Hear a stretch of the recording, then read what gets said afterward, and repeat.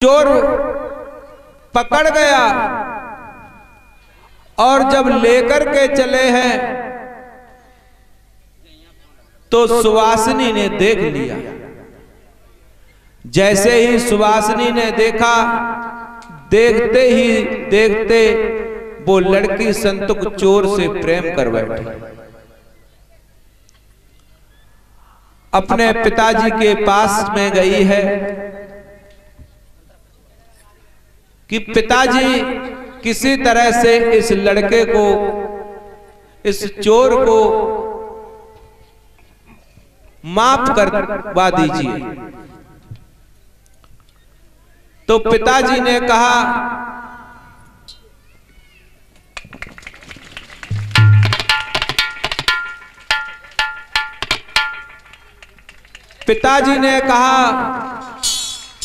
कि बेटी, इसने चोरी की है और जो अपराध करता है उसे दंड जरूर मिलना चाहिए, दंड अवश्य मिलना चाहिए, क्योंकि जब दंड नहीं मिलेगा तो चोर चोरी करना नहीं छोड़ेगा। इस तरह से जब पिता ने कहा है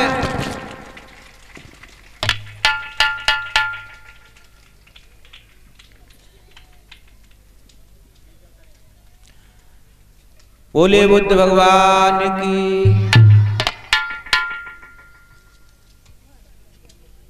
जब पिता ने कहा कि दंड जरूर मिलना चाहिए, सजा नहीं मिलेगी तो चोर चोरी अवश्य करते रहेंगे।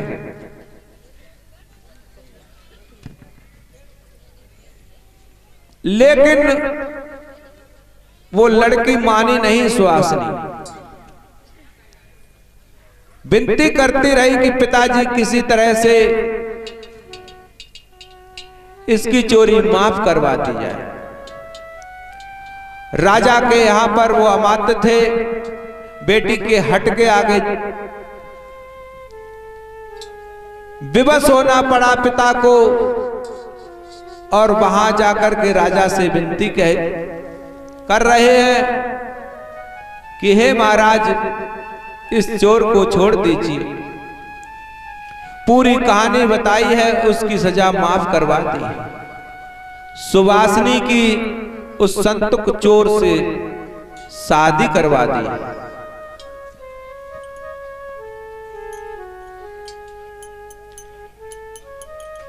ये 20 रुपए रेणु बौद्ध रेवाड़ी, 20 रुपए प्रिया नौगाई और 10 रुपए अनुपम सूरजपुर से दे रहे हैं। भगवान इनके परिवार को सद्बुद्धि दे, सभी का मंगल हो, मंगल हो, मंगल हो। अभिवादन शीलस्य नित्यं बुद्धापचायनो चत्वारो धम्मो वदन्त आय बड़ो सुखं बलं, मंगल हो, मंगल हो, मंगल हो।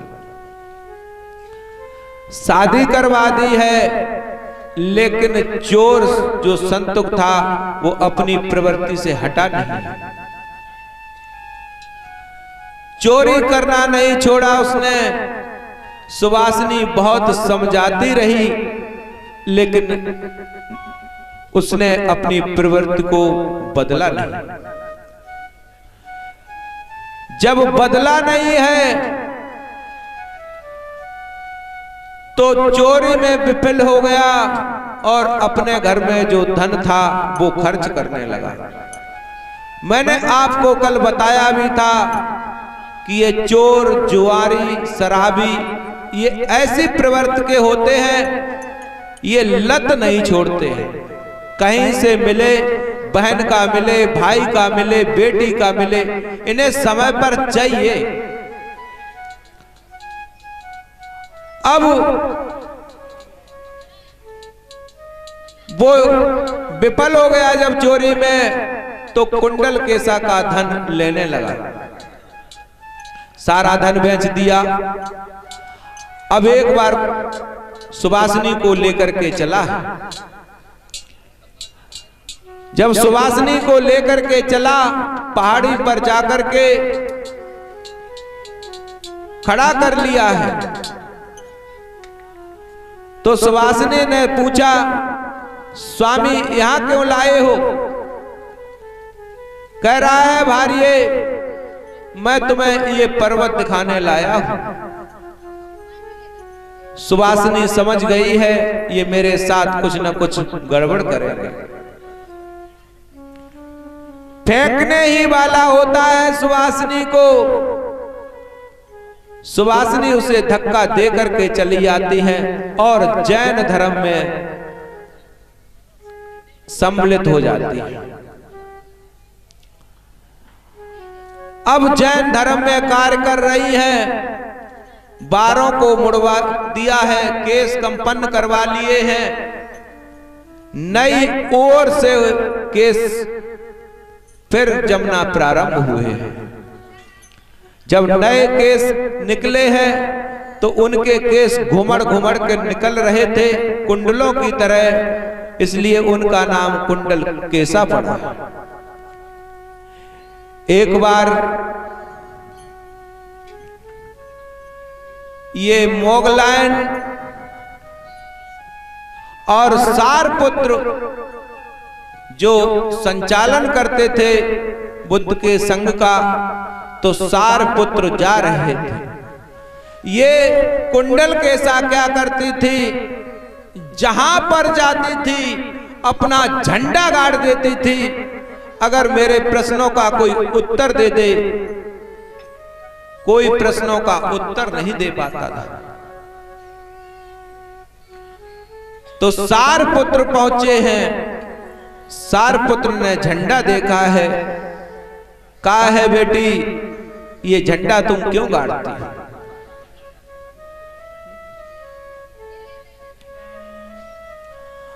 अब बताया कुंडल केसा ने कि मेरे प्रश्नों का कोई उत्तर दे सके, इसलिए मैं ये अपना झंडा गाड़ देती हूं।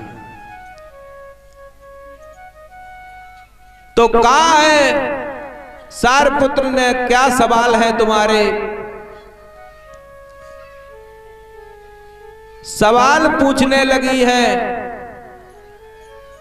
कि आत्मा है या नहीं है, आत्मा शरीर में है या नहीं है। तो सारपुत्र ने कहा है कि हमारे गुरुदेव ने 3 प्रकार से बताया है, या तो कोई आंखों से दिखाई दे, या कोई कानों से सुनाई दे, या उसकी कोई सुगंध हो, ऐसा महसूस होता हो तो इस संसार में कुछ है, अन्यथा नहीं है। अब कुंडल केसा कह रही है आत्मा है, सारपुत्र उसका उल्लंघन कर रहे हैं।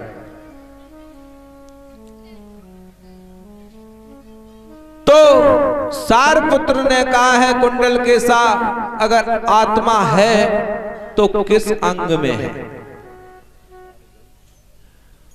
कुंडल केसा बोली है, मरकर के जो निकल जाता है उसे आत्मा कहते हैं, शरीर छूट जाता है। सारपुत्र ने कहा कुंडल केसा, जब आदमी का मस्तिष्क खराब होता है, कहते हैं आत्मा को न कोई काट सकता है न मार सकता है, और आत्मा इस शरीर में तेज बनकर रहती है। तो फिर जब आदमी का दिमाग घूम जाता है, फिर वो आत्मा अपना कार्य क्यों नहीं कर पाती है? आत्मा तब क्यों नहीं कार्य करती है? कांटा यहां लगता है पैर में, मस्तिष्क को पता लग जाता है, क्योंकि हमारा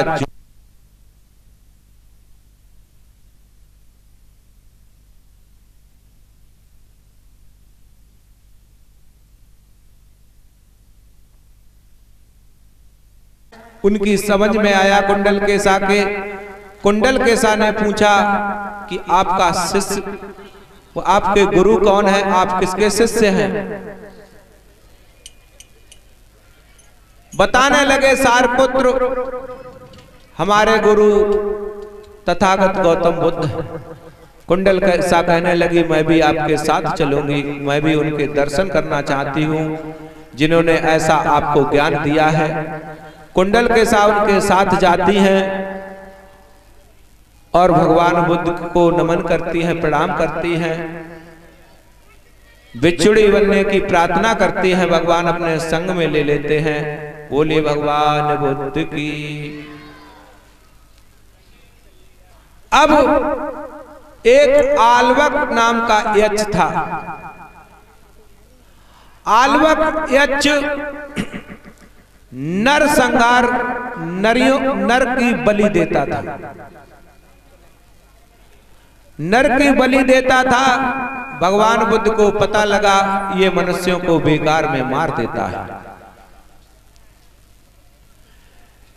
इसे किसी तरह रोकना चाहिए। उसके पास में गए हैं, उसके डर से उधर से कोई रास्ता नहीं निकलता था। आल्वक यक्ष के डर से रास्ता छोड़ दिया था मानवों ने, बड़ा ही भयंकर था।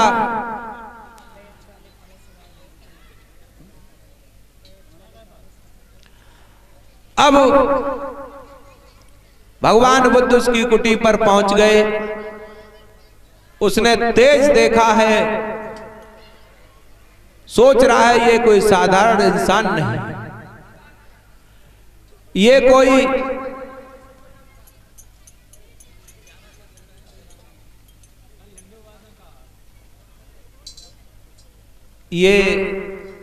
श्री विनोद कुमार फौजी, जिला पंचायत उम्मीदवार, जरामई 1111 रुपए धम्मदान में दे रहे हैं। भगवान इनका कल्याण करे, मंगल करे।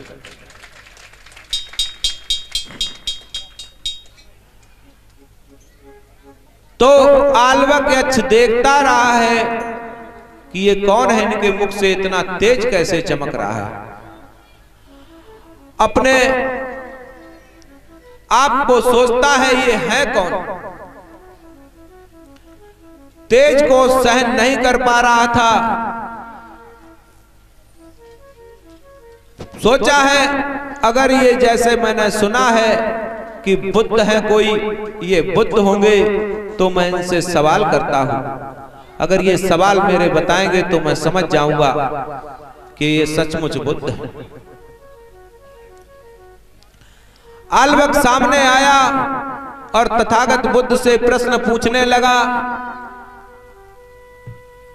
कि आप जो भी कोई हो मेरे प्रश्नों का उत्तर दे। तथागत बुद्ध ने कहा है पूछिए।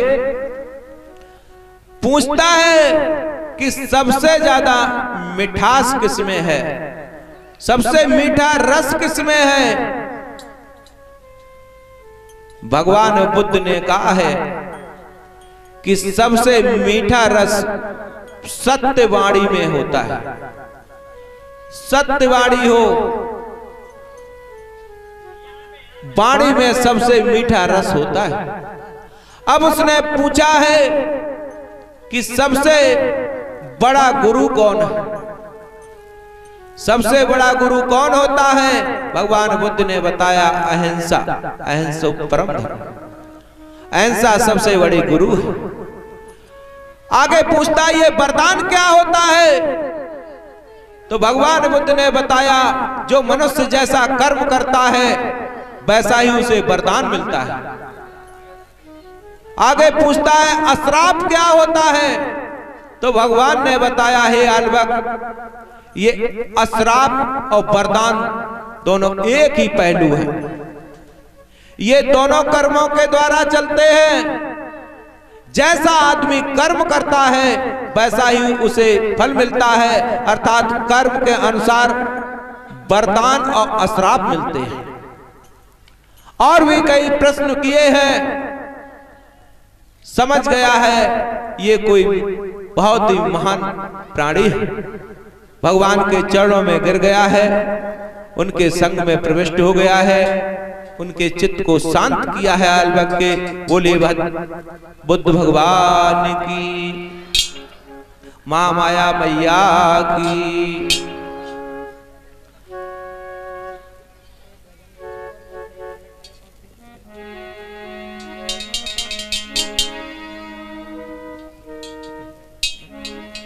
एक बार भगवान बुद्ध का नाम लेते हैं सभी लोग।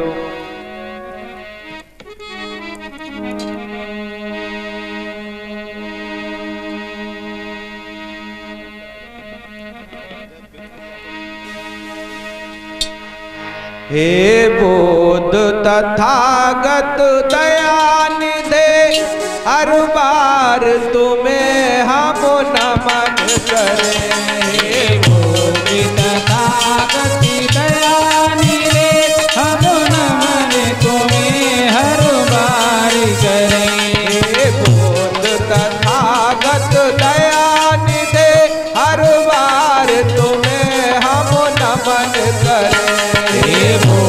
तथागत दयानिधे, हर बार तुम्हें हम नमन करें। हे बुद्ध तथागत दयानिधे, हे बुद्ध तथागत दयानिधे, हर बार तुम्हें हम नमन करें। हर बार तुम्हें हम नमन करें। हे बुद्ध तथागत दयानिधे, तुम्हें हम नमन करें। हे बुद्ध तथागत दयानिधे, हर बार तुम्हें हम नमन करें। प्रभु आप बसे हो बोध गया, प्रभु आप बसे हो बोध गया। हम सिंबू नंगला मेरा देखे, हम सिंबू नंगला मेरा देखे। बुद्ध तथागत दयानिधे, हर बार तुम्हें हम नमन करें। हे बुद्ध तथागत दयानिधे, हर बार तुम्हें हम नमन करें। हे बुद्ध तथागत दयानिधे, हर बार तुम्हें हम नमन करें। हे बुद्ध तथागत दयानिधे, हर बार तुम्हें हम नमन करें। बोले बुद्ध भगवान की दया हो। अब धीरे धीरे ज्ञान देते गए हैं, अपने संग को बढ़ाते चले गए हैं, और हमारे आज जो पूजनीय स्थान है संकिसा, इसी स्थान पर भगवान बुद्ध रुके थे। धीरे धीरे चलते गए हैं, बिच्छुओं के साथ में। जिस समय ये कपिल वस्तु में गए थे, उस समय इनके साथ में 20,000 अरहत थे। 20,000 अरहत बन चुके थे। जैसे ही महलों में गए हैं, सभी को बड़ी खुशी हुई है।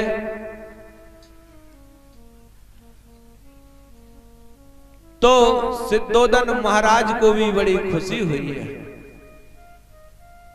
जैसे ही अंदर पैर रखा है, पिताजी के सामने गए हैं, सिद्धोदन महाराज देखने लगे हैं।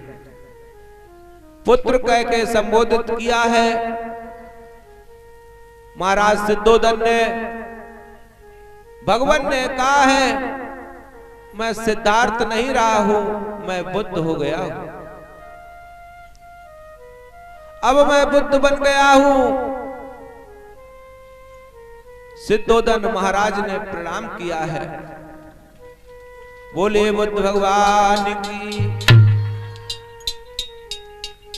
जब पुत्र को प्रणाम किया है, ध्यान देना मेरे धम्म प्रेमियों, पदवी ज्ञान की होती है। पिता हो चाहे कोई बड़ा भाई हो, जिसके पास ज्ञान होता है उसकी पदवी ऊंची होती है। अब आगे बढ़े हैं सिद्धार्थ। प्रजापति मैया मिली है। मैया ने भगवान को प्रणाम किया है। आगे और गए हैं। जब आगे गए हैं तो यशोधरा बिल्कुल शांत बैठी, इच्छाहीन हो गई थी। उनके हृदय में कोई इच्छा जागृत नहीं होती थी। मानो संसार में इनका कुछ नहीं रहा है। शांत स्वभाव से चुपचाप बैठी हैं। और ये तथागत भगवान जाते हैं। यशोधरा के सामने जाकर के आवाज देते हैं, गोपा। जैसे ही अपने स्वामी की आवाज सुनी है, फटी आंखों से देखने लगी है। भगवान की तरफ देखती रह गई हैं। थोड़े समय के लिए सोच नहीं पाई क्या करूं क्या ना करूं। थोड़े के समय के बाद में होश आया है। रो करके भाग करके आई हैं, भगवान के चरणों में गिर गई है। कह रही हैं, आप मुझे छोड़ करके चले गए, आपने मेरा ध्यान नहीं किया। आपके बगैर मैं कैसे रही हूं। भगवान ने समझाया है, गोपा, संसार में कोई किसी का नहीं होता है। धर्म सबका साक्षी है।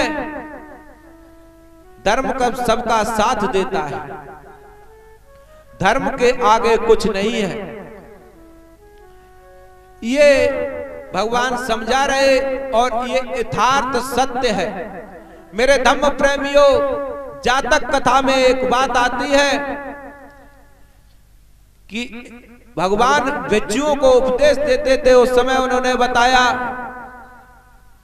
कि एक भिक्षु धम्मदान देता हुआ भिक्षा पात्र लेकर के आगे बढ़ा तो उसे एक बतख मिल गया। सुबह सुबह बतख ने देखा और जैसे ही भंते को देखा, भंते और बतख में विपरीत अंतर है। क्योंकि जो भिक्षु लोग होते हैं ये अहिंसा पर चलते हैं, बतख हिंसा करता है। तो जैसे ही देखा है एकदम से सोचने लगा, आज मैंने इस भिक्षु को देख लिया, मुझे कोई शिकार नहीं मिलेगी। और क्रोधित हो गया, अगर कोई शिकार नहीं मिली तो शाम तक इस भिक्षु को जिंदा नहीं छोड़ूंगा, मार दूंगा। अपनी तलवार लेकर के आगे बढ़ा है और शाम तक घूमता रहा, लेकिन कहीं भी उसे शिकार नहीं मिली। सत्पुरुषों के साथ अगर आप रहोगे तो अन्याय कम होगा। भिक्षु के दर्शन हुए थे, उसे शिकार नहीं मिली, पाप नहीं किया उसने, लेकिन उसे बड़ा बुरा लगा है कि मुझे कोई शिकार नहीं मिली। क्यों? बतख को केवल शिकार चाहिए। और अब हुआ क्या है, इधर से ये शिकारी बतख लौट कर आ रहा है, उधर से भिक्षु लौट कर आ रहे हैं। इसके पास में शिकारी कुत्ते थे। इसने कहा, मैं तो बाद को मारूंगा इस भिक्षु को। इसी भिक्षु ने मेरी शिकार मेट दी, पहले अपने कुत्ते छोड़ देता हूं इसके ऊपर। उसने फटाफट कुत्तों को इशारा किया। इन बदकों के कुत्ते बड़े लक्कड़ होते हैं, बड़े कट्टर कुत्ते होते इनके। अब जैसे ही कुत्तों को इशारा दिया, कुत्ते उसके बिच्छू के पीछे पीछे भागे हैं खाने के लिए। बिच्छू डर गए बेचारे, अब कहां जाएं? अब तो ये कुत्ते मुझे मार डालेंगे। अब उन्हें कुछ भी नहीं दिखाई दिया, एक पेड़ था, उस पेड़ पे चढ़ गए। अब कुत्ता नीचे है और बिच्छू बेचारे ऊपर चढ़े हैं। डर रहे हैं, कुत्ता भौ भौ भौ भौ भौ नीचे से कर रहे और बिच्छू ऊपर चढ़े। तब तक क्या हुआ? अब बदक सोचने लगा इस भिक्षु को नुकसान कुछ नहीं हो रहा, कुछ तो नुकसान पहुंचाए, तो नीचे से पत्थर मारने लगा। फेंक फेंक के पत्थर मार रहा है। अब भिक्षु के कहीं इधर लगता है, कहीं इधर लगता है, बेचारे परेशान हैं। इधर से उधर होने में क्या हुआ धम्म प्रेमियों, उन भिक्षु का जो चीवर था वो नीचे गिर गया। चीवर जैसे ही नीचे गिरा है और वो चीवर उसी बदक के ऊपर पड़ा। चीवर बड़ा होता है, बदक के ऊपर गिरा और कुत्तों ने जाना वो ही भिक्षु ऊपर से नीचे गिर गया। एकदम से सब कुत्ते उस पर चढ़ गए हैं, उसे चीर फाड़ डाला। तो धम्म का साथ हमेशा अच्छा होता है, धम्म से बड़ा कोई नहीं। अब बोलिए भगवान बुद्ध की दया हो। तो यशोधरा को समझाया है, यशोधरा धम्म का साथ करना चाहिए, धर्म का साथ देना चाहिए। यशोधरा कहती हूं, यशोधरा बोली मुझ दुखियारी का है ही कौन, एक केवल राहुल पुत्र है, वो ही मुझे खुशियां दे रहा है।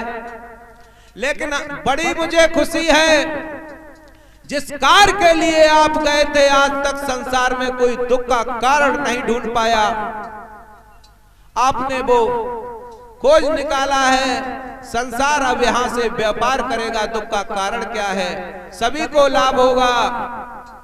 तो मुझे बड़ी खुशी है, आप जैसा मैंने जीवन साथी पति पाया है। अब बैठे हैं भगवान अरहत लोग भी, भिक्षु भी साथ हैं, सभी ने भोजन दान दिया है। सिद्धोदन महाराज के पास में बैठ गए हैं।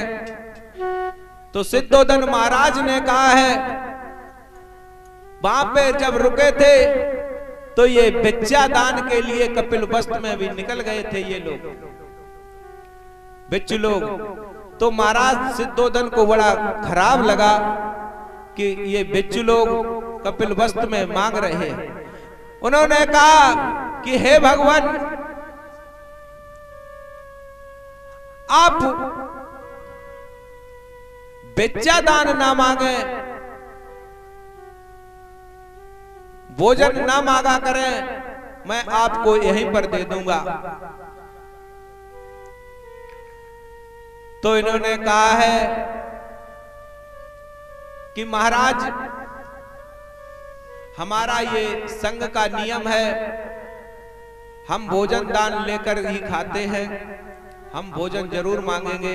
हमारे लिए कोई अपना घर नहीं है, कोई पराया घर नहीं है, संसार हमारा पूरा घर बन गया है। तो महाराज सिद्धोदन ने कहा है, राजा बन जाओ आप और संघ को यही रख लो, संघ भी बना रहेगा, राजपाट करो। भगवान बुद्ध ने कहा, हे पिताजी, इस गद्दी के अधिकारी बहुत बन सकते हैं, कोई भी गद्दी खाली नहीं रहेगी, लेकिन हमारे धम्म को चलाने वाला कभी कभी कोई मिल पाता है, धम्म को कोई नहीं चला पाएगा। ये बात सत्य है मेरे भाई और बहनों, धर्म को चलाने वाले बहुत ही कम मिल पाते हैं। राजगद्दी तो हर कोई संभालना चाहता है, ये धर्म नहीं कोई संभाल पाएगा। महाराज, मैं ये गद्दी नहीं लूंगा। नंद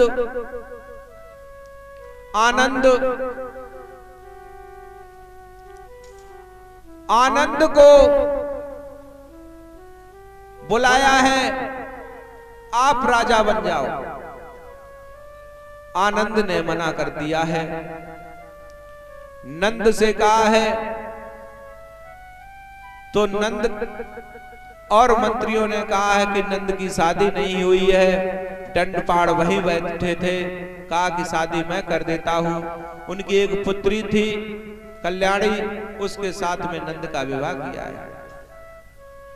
भगवान बुद्ध से पूछा है कि ये गद्दी के लिए कैसे रहेंगे। तो भगवान बुद्ध ने कहा है कि ये गद्दी के लायक नहीं है, अल्पाय है इनकी, मन में सोच लिया। अब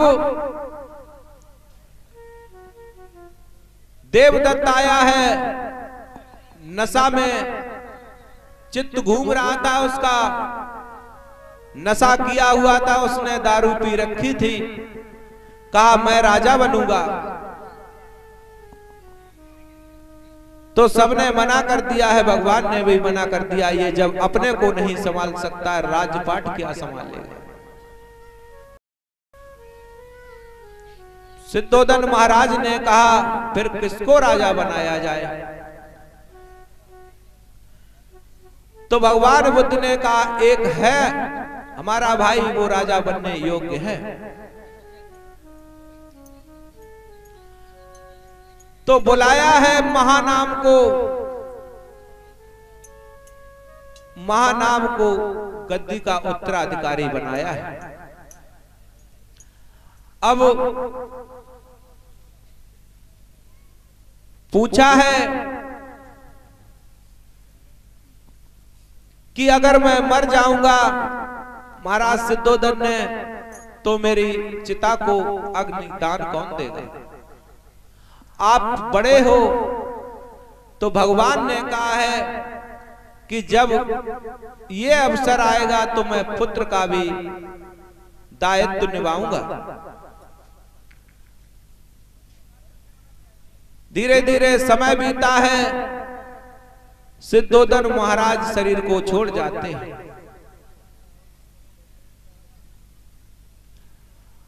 अब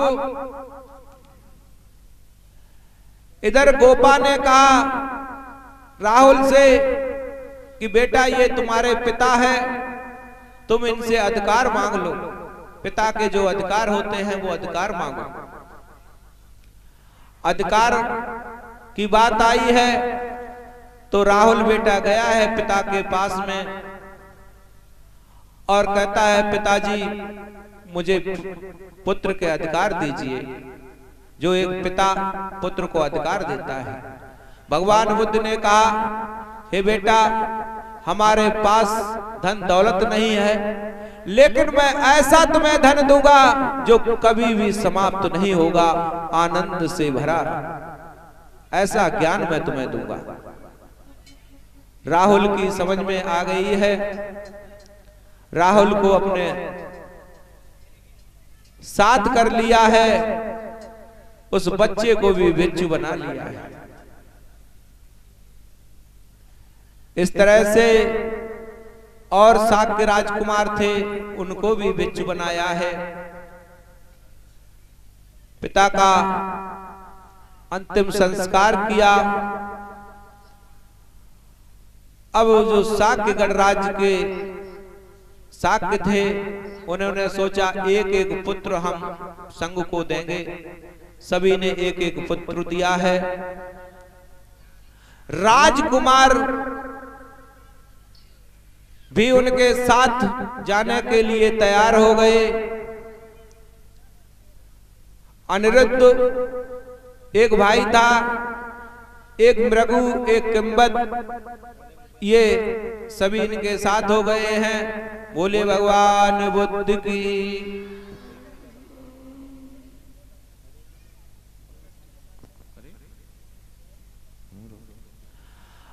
अब जब इनके साथ में गए हैं, भाई ने छोड़ने के लिए, तो राजकुमारों ने कहा कि मैं भी धर्म में संघ में प्रविष्ट हूंगा, और जो अपने पास में जेवर आभूषण थे उतार के एक उपाली नाई था उसे दे दिए। उपाली नाई को जब दे दिए कहा है कि ये धन तुम ले जाना वापस। अब मैं संग में साथ निभाऊंगा। ऐसा कहकर के उपाली को वो धन की पोटली दी है, उपाली लेकर के चला है। पहले बड़ा प्रसन्न हुआ, फिर उसने सोचा कि ऐसा क्या धम्म में है जो ये राजकुमार धन को छोड़ करके संग में लग गए। उसने अपने चित्त को बदला उपाली ने, और धन की पोटली वहीं रख दी है। आगे आया है, भगवान से बोला मैं धन नहीं चाहता हूं, मैं भी संग में रहना चाहता हूं।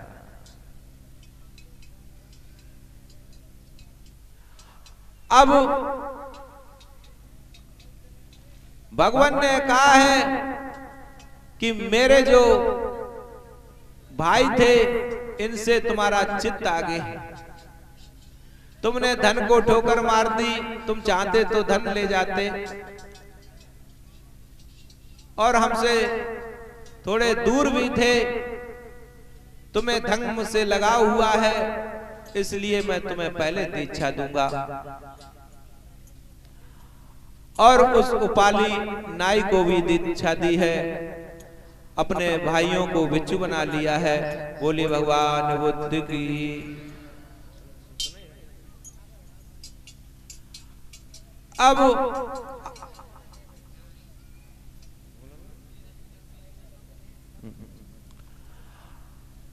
अब आगे चलते चले गए हैं।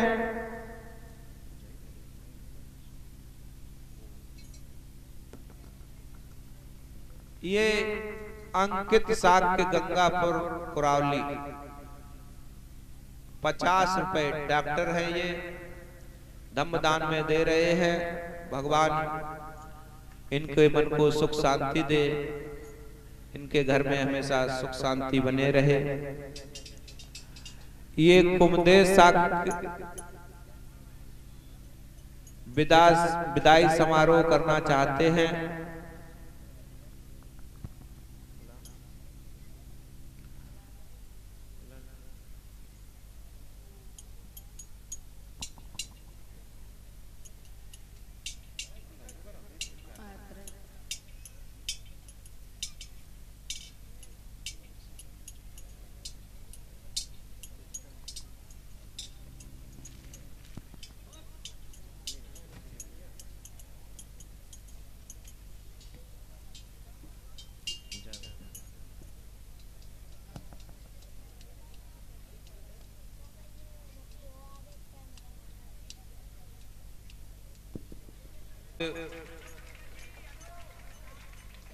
इनको मन को शांति दे, ये आगे बढ़ते रहे, अपने क्षेत्र का, अपने ग्राम का।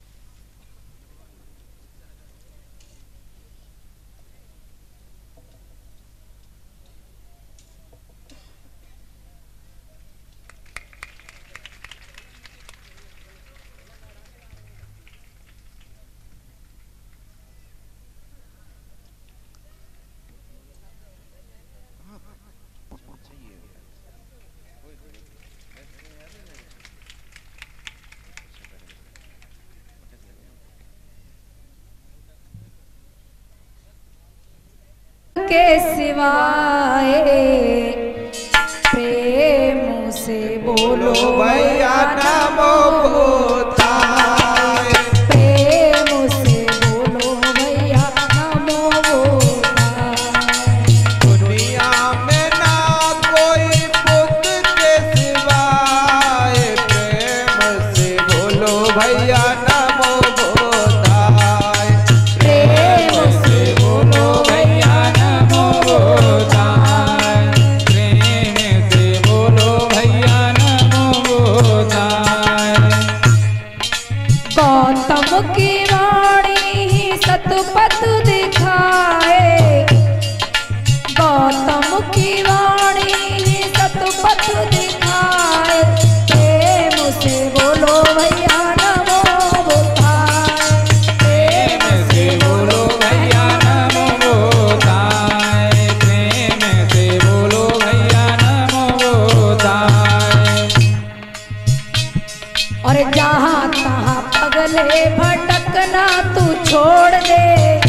कहाँ पगले भटकना तू छोड़ दे। सीलों से अपना रिश्ता तू जोड़ ले। दिलों से अपना तू रिश्ता ये जोड़ ले। तुझे सारे संकट से, क्या हो, तुझे सारे संकट से मुक्ति मिल जाए। प्रेम से बोलो भैया नमो होताय। प्रेम से बोलो बहना नमो गोताय। प्रेम से बोलो भैया नमो गोताय।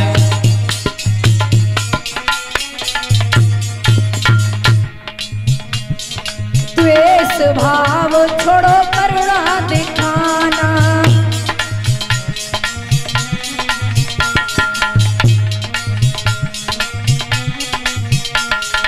प्रेम बढ़े जग में सुधरे जमाना। प्रेम बढ़े जग में सुधरे जमाना। तुझे बुद्धवाणी ही, दया हो, तुझे बुद्धवाणी ही समता दिखाए। प्रेम से बोलो भैया नमो होताय। प्रेम से बोलो बहना नमो गोताय। प्रेम से बोलो भैया नमो गोताय। दुनिया में नहीं कोई, दुनिया में नहीं कोई बुद्ध के सिवाय। प्रेम से बोलो भैया नमो होताय। प्रेम से बोलो भैया नमो गोताय। प्रेम से बोलो भैया नमो गोताय।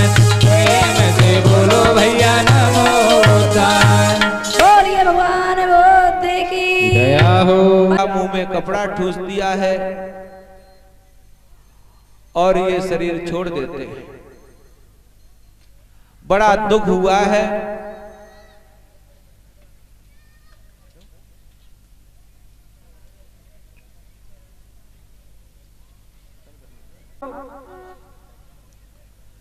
ये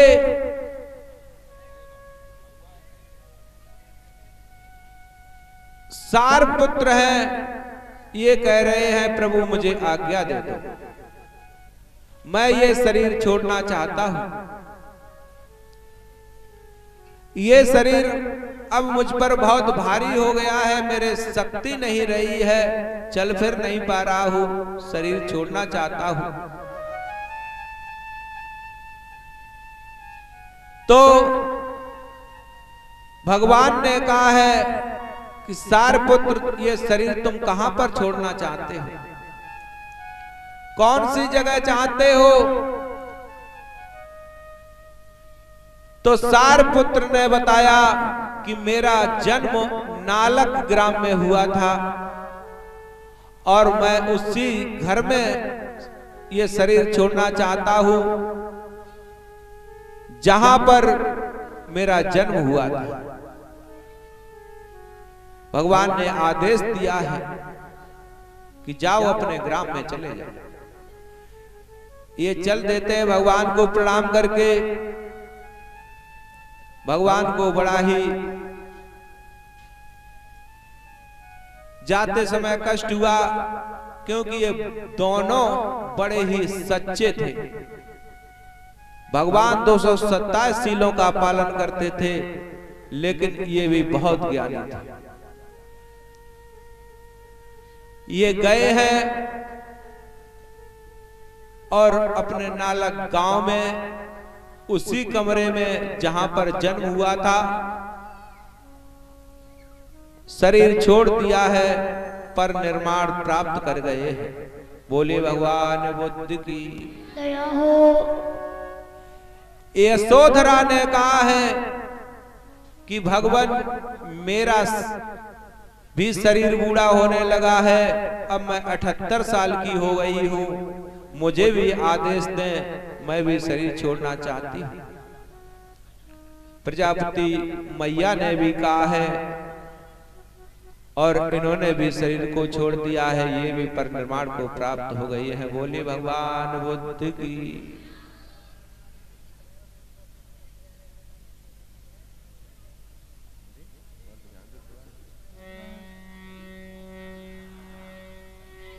अब आगे चलते चले गए हैं। धीरे धीरे धम्म दीक्षा देते गए हैं। भगवान भी बुजुर्ग हो गए, शरीर में शक्ति नहीं रही है।